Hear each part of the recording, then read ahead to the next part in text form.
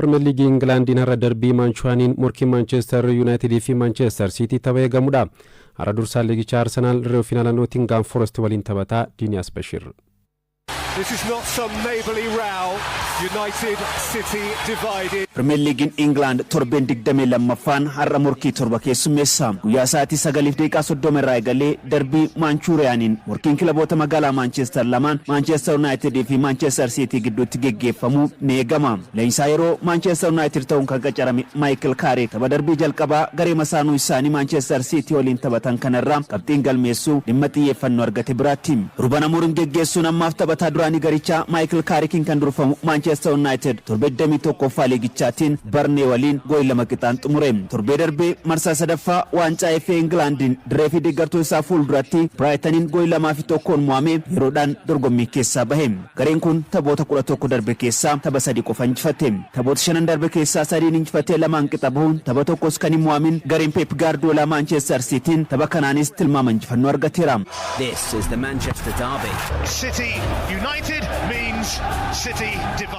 Yeroo lammaffaaf leenjisaa yeroo Manchester United ta'uun hojjechaa kan jiruu fi jabana taphataa turetti Manchester United waliin waancaa Premier League England 5 kan fudhate Michael Carrick ani yeroo hundaa Manchester United gubbee liigichaa irratti arguu barbaada jedhe. Kana gochuuf ammoo taphoota injifachuu qabna jechuun tapha darbii kanas irraanuuf akka morkatan akeeke. Taphoota Premier League 21 goolii 20 galchuun liigichaan dursaa kan jiru Erling Braut Haaland dabalatee teeknika addaa qabuu fi gahumsa dinqii mul'isaa jiruun miidhagina Premier League England kan ta'e taphataan sarara gidduu kilaba Manchester City Ryan Cherkin har'as taphattoota jijjiiramanii uumuuf eegaman keessaa tokko ta'eera. John Stones, Ruben Diaz, Oscar Bob, Savinho fi Joshua Guardiola taphattoota Manchester City sababa miidhamaatiin har'a hin taphanne ta'uun beekamee jira. Akkasuma Omar Marmoush sababa waancaa Afrikaatiif Egypt waliin Morocco jira. Jijjiirraa tibbanaatiin sarara fuuldura irratti Antonio Semenyo fidachuun jijjiirraa Markii xumuruuf kan dhiyaate gareen Pep Guardiola Manchester Cityin morkataa liigichaa ta'e itti fufuuf tapha darbii kana injifachuun irraa eegama. Manchester United miidhamaan Matthias de Ligt dhabu sarara fuuldura irratti waancaa Afrikaatiif torbeewwaniif garee kanaan ala kan ta'an lammiin Kaameruun Biraan Meebimuu fi taphataan garee biyyaalessa Cote d'Ivoire Amad Dialloon tapha kanaaf ni deebu jedhamee jira.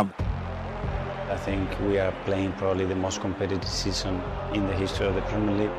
Sa'aatii 2:30 irraa eegalee dursaa liigicha Arsenal dirree isaatiin ala Nottingham Forest waliin taphatam. Garaagarummaa qabxii 6 liigicha dursaa kan jiru garee Michael Arteta Arsenal yaaddoo gadi irraa sadarkaa tokko qofaan fagaatee kan jiru Nottingham Forest waliin morkatam. Tapha waancaa Carabao Englandin Chelsea goolii 3-2 injifatee har'a gara City Ground kan imale Arsenal itti sarratti Riikoordii Addunyaa, Pero Nketiah fi Christian Muslera sababa miidhamaatiin tajaajila isaanii argatu. Har'uma shaampiyoonii liigichaa Liverpool dirree isaa irratti Burnley simatam. Sababa waancaa Afrikaatiif Mohamed Salah malee taphataa kan jiru Liverpool torbee darbee miidhamaan Hugo Ekitike dhabus har'a garichatti ni deebi'a jedhamee jira.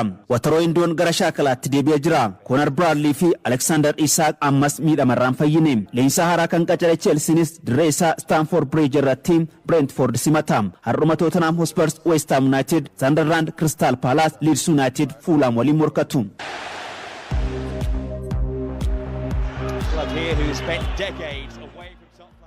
Waancaa Afrikaa bara 2026 boru Senegaal fi Moroccoon shaampiyoonii Afrikaa ta'uuf morkiin taasisan eegama. Har'a Egypt Nigeeriyaa waliin morkatu sadarkaa sadaffaan xumuruudhaaf morkii taasisan ni eegama. Shifarraa Jaambootu qindeesse.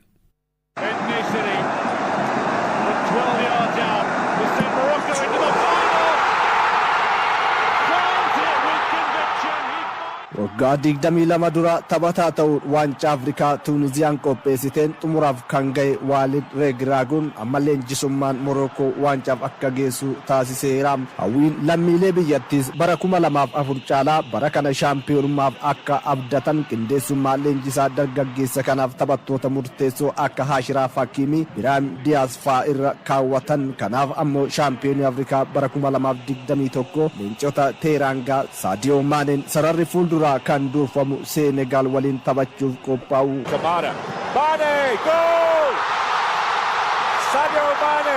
Waancaa Afrikaa ji'a tokkoof biyya kaaba Afrikaa Morokootti dorgomaa ture. Biyyoota 24 keessaa 20 gara biyyaatti geggeessee biyyoota 2 amma waancaaf walitti hambiseera. Biyyoonni 2 ammoo sadarkaa sadaffaa argachuuf ammas achuma jiru. Taphni xumuraa waancaa Afrikaa kun dilbata galgala sa'aatii 4 eegaluun istaadiyeemii Mo'aalii Abdallaatti Morokoo fi Senegal waliin taphatu. Biyyoonni ciccimoon kunneen imalli isaan xumuraaf gaan eenyutu shaampiyoonii akka ta'u tilmaamuuf ulfaataa ta'eera. qopheessituun dorgommichaa Morookoon waancaa Afrikaa kanaan taphoota 6 taphattee goolii tokko qofa keessummeessuun xumuraaf yoo geessu Senegaal taphoota 6 keessaa 5 injifachuun waggaa 5 booda shaampiyoonummaatti deebi'uudhaaf abdatteerti. Tapha walakkaa xumuraatiin shaampiyoonii Afrikaa yeroo 3 Naajeeriyaa rukuttaa peenaalitiin kan injifatte Morookoon qindoominni garichaa gareewwan dorgommii kana irratti hirmaatan hunda caalaa cimaadha. Garee haala morkataa isaa beekee qophaa'u ta'uu taphaa gara taphaatti mul'isaayiru. Musa xumuraatiin shaampiyoonii Afrikaa yeroo 5 Kaameruun goolii 2-0 injifataniin yoo barbaadan ittisuu yoo barbaadan ammoo kubbaa dhaabbirraa goolii galchuun amala garee biyyaalessaa Morokootiin. Garichi taphoota 26 dorgommii hundaan osoo hin mo'amin imaluun garee cimtuu ta'uu mirkaneesseera. Deeggartoota isaanii duratti taphachuun ammoo ergaa bara 1976 as carraa shaampiyoonummaadhaaf qaban akka bal'atu godheera. Taphattoota dargaggoota akka Ilimaa Injaaye, Paappee Gu'ee fi Ismaa'il Asaar, Niikolaas Jaaksanii fi Buleejii akka Saadiyoo Maanee Idree isaa Gaanaa Gu'ee fa'aa waliin qindeessuun sochii baay'isa mul'isaa kan jirtu Seenegaalis salphaatti garee harka kennattu miti. Saadiyoo Maaneen biyya isaa yeroo lammaffaaf shaampiyoonii gochuun waancaa Afrikaa xumuraasaa biyyaaf taphachuun kabajaan geggeeffamuu barbaada. Dorgommii kanaan goolii 2 galchee kubbaa 3 minjiisee imala Senegaal keessatti taphataa murteessaadha. Leenjisaan garee biyyaalessaa Morokoo Waalid Regraaguun kun lammiilee Morokootiif kennaadha. Isaaniif waancaa injifachuun ni malaa fi humna keenya taphaa Senegaal waliin qabnuuf qopheessuu qabna jedhe. Taphni sadarkaa sadaffaadhaan xumuruuf taphatamu ammoo Ijiptii fi Naajeeriyaan waliin taphatu. Naajeeriyaan biyya dorgommii kanaan osoo hin mo'amin carraa shaampiyoonummaa keessaa baate hanga rukuttaa peenaalitiin Morokoodhaan 4-2 mo'amanitti tapha hundumaa injifachuun gahumsa addaan imalaa turte. Amma sadarkaa sadaffaadhaan xumuruuf Ijiptii waliin taphatti. Muhammad Salah waancaa Afrikaa 5 irratti hirmaate waancaa tokkollee argachuuf hin carroomne amma sadarkaa sadaffaadhaan xumuruuf Naajeeriyaa waliin taphata. Waancaa Afrikaa kanaan taphattoota shaampiyoonummaa hawwan keessaa tokko Muhammad Salah ta'us yeroo 2 hiriyaa kilaba isaa duraanii Saadiyoo Maaneedhaan dorgommicha keessaa bahee morkiin Naajeeriyaaf Ijiptii kanaan Muhammad Salah goolii baay'ee galchee xumuruuf dirree seenaa. Goolii 4 galchee kubbaa tokko minjeessuun waancaa Afrikaa kanaan dhuunfaadhaan gahumsa gaarii mul'isaa kan jiru Muhammad Salah Victor Osimhen waliin goolii 4 galchuun Birahim Diaz goolii 5 galchi qofaan caalamu.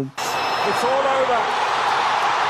Senegal are in the final of the African Cup of Nations. It is Derby Day as countless generations have known it. Spiky, charged, tribal. This is not some neighbourly row. United, City divided. This is the big picture derby. This is the Manchester Derby.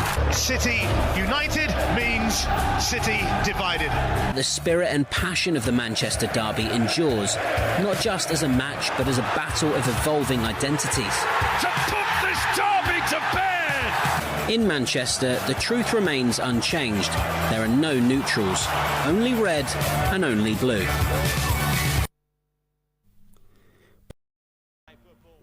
Saddeettamii sadii soddomarratti ergaawwan dhufanii muraasa ilaaluu fi barataa Abdaanuur Taajuu godina Buunoo Baddaleerraa Aston Villaan 3-0dhaan Crystal Palace injifataa jedheera. Akkasumas Manchester Cityin 3 Manchester United 0 jedhee Manchester City ni mo'a inni 3-1 kan jedhamu duwwaa 982 duwwaa 1 71 jecha kan itti ufuu ayyaanuu kofalee immoo isin dhaggeeffachaa jira. Deeggara Liverpool akka ta'ee fi Mohamed Salah har'a ni taphatamu jedhee Mohamed Salah waancaa Afrikaatii fi Morokootti kan argamu har'a Liverpool osoo hin taane biyya isaa Ijiptii sadarkaa sadaffaan akka xumurtuu Ijiptii fi morkii Naajeeriyaa taasisan irratti kan hirmaatu ni ta'a. Tapha har'aatiin booda boru gara England deebi'u akka malu leenjisaan Liverpool Arne Slot kaleessa dubbataniiti kan turan Gaazaalii Amiin godina Jimmaa nadhii gibeerraa Manchester Cityin 3-0dhaan Manchester United ni injifataa Uzeelii Gaalii godina Jimmaa Omoon Addaraa Liverpool 3-0dhaan ni injifataa Riyaad Sheezakir Qarsaadarerraa Liverpool goolii 2-0dhaan ni injifataa Tamam Jootee magaalaa Baddaleerraa Arsenal 2-0dhaan ni injifataa Kaayaavaat fi Carraa Gaarii jedhe. Akkasumas Bahiir Ahmed nadhii gibeerraa Chelsea 3-1 Brentford ni mo'ataa Abdallahi Daawud Jimmaa Qarsaarraa Liverpool 3-0dhaan ni injifataa jedheera. Akkasumas Xayyibuu Abaadir godina Buunoo Baddaleerraa Liverpool 5 Burnley 1 kan jedhe. Amir Abdoo Buunoo Baddaleerraa Arsenal 3-1 Nottingham Forest ni injifataa jedhee Seefuu Abbaajiyaad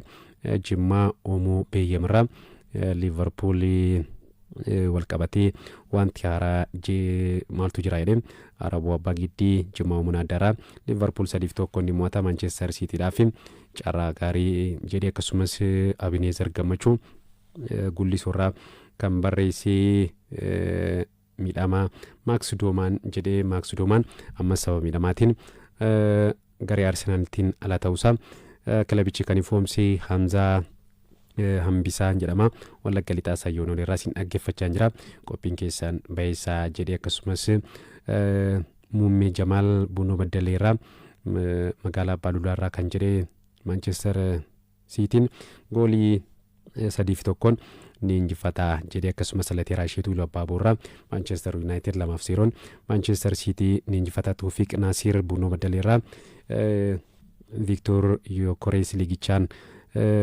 walqabateetii goolii meeqa galchee akkasumas barataa Kaasaawun jedhama Qeellan Wallaggaarraa qophiin keessan baay'isaa Munawir Ibrahim Jimmaa Diidorraa Kalaafi horii walqabatee jedhee har'a sababa miidhamaatiin hin taphatu dhaggeeffattoota hedduudha kan nuuf barreessee kilaba isaan deeggaran wal qabsiisanii tapha har'aa Arsenal akkasumas kan Manchester United fi City kan Liverpool Chelsea ilaalchisuudhaan tilmaama isaanii kan har'a ittiin injifachuu danda'an kan nuuf barreessanii odeeffannoo muraasa isin biraan ga'uudhaaf taphataan sararri Manchester United Harry Maguire kilaboota hedduutiin barbaadamaa akka jiru ni beekama kilaboota England akkasumas kan Serie A AC Milan Harry Maguire mallatteessifachuudhaaf baatii kana keessa socho'aa akka jiran ni beekama Manchester United garuu gaafii kilaboota hedduu jalaa akka kuffisee zasan kan gabaasee tarii ganna dhufu Manchester United taphattoota gallakkisuu danda'an keessa Harry Maguire isa tokko akka ta'e gaafamaatti kan ture ta'us Manchester United taphataa kana tursiisuu akka barbaadu gabaafamaatti kan jiru kan latamu Real Madrid Vinicius Junior waliigaltee taphataa kana dheeressuudhaa fi taphaticha waliin haasaa akka eegale kan gabaafame keessattuu taphataan kun leenjisaa kilabichaa dhiyeenya kana hojiirraa kaafamee Xavi Alonso waliin wal dhabdee keessa seenuun isaa ni beekama darbii El Clasicotiin jijjiiramee yeroo ba'u murtoo leenjisaa kilabichaa Xavi Alonsotti mufachuudhaan miira intaanii mul'isaati kan ture leenjisicha waliinis wal dhabdee gidduu isaanii ture sana osoo furiin leenjisichi kilabicha kan gadhiise keessattuu Vinicius Junior yeroo darbii El Clasicotiin waan intaanii yookaan ammoo gocha intaanii dirree keessatti mul'isu leenjisaa kilabichaa Xavi Alonsootiin alatti kilabicha deeggartootaaf akkasumas ammoo pirezidaantii kilabichaa dhiifama gaafateeti kan ture leenjisaa duraanii kilabichaa Xavi Alonso garuu osoo gaafatiin kan inni hafe